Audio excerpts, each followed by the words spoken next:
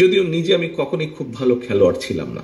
ভাই সত্যি কথা বললাম, হাসার কি আছে? আমাদেরকে খেলোয়াড় বের করতে হবে, আমরা খেলোয়াড়রা।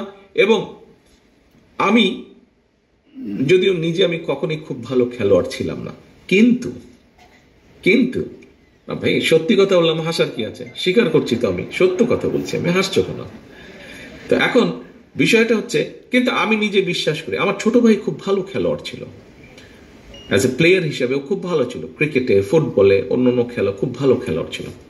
আমি বিশ্বাস করি তুমি কি শুধু গার্মেন্ট ফ্যাক্টরিতে সব রকম জব, এত মানুষের জব ক্রিয়েট করতে পারবা?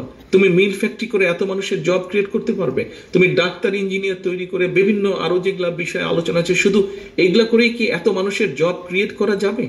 নো। তুমি বহু মানুষের জব তো স্পোর্টস দিয়েও তো তুমি জব ক্রিয়েট করতে পারো।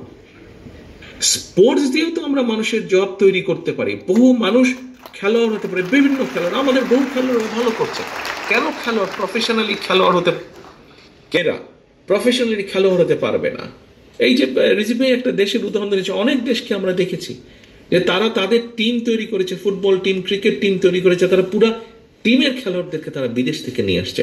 আমাদের ছেলেমেয়েরা যাবে, বিভিন্ন দেশের টিম গঠন করবে, নিজের দেশের টিমকে তারা নেতৃত্ব দেবে, নিজের দেশের টিমের হয়ে তারা খেলবে বিদেশে, দেশের জন্য সুনাম বই নিয়ে আসবে, খেলোয়াড় হিসেবে নিজেকে প্রতিষ্ঠিত করবে, খেলোয়াড় হিসেবে ওটাই তার পেশা হবে, সেখান থেকে সে তার ইনকাম করবে।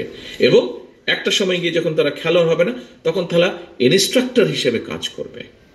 তারা বিভিন্ন, আমাদের বিভিন্ন খেলোয়াড় প্রতিষ্ঠান থাকবে, স্কুল, কলেজ, ইউনিভার্সিটি থাকবে, সেখানে তারা ইনস্ট্রাক্টর হিসেবে কাজ করবে। অর্থাৎ আমাদেরকে বের করতে হবে কোথায় কোথায় কোথায় আমরা মানুষের কর্মসংস্থানের ব্যবস্থা তৈরি করতে পারবো।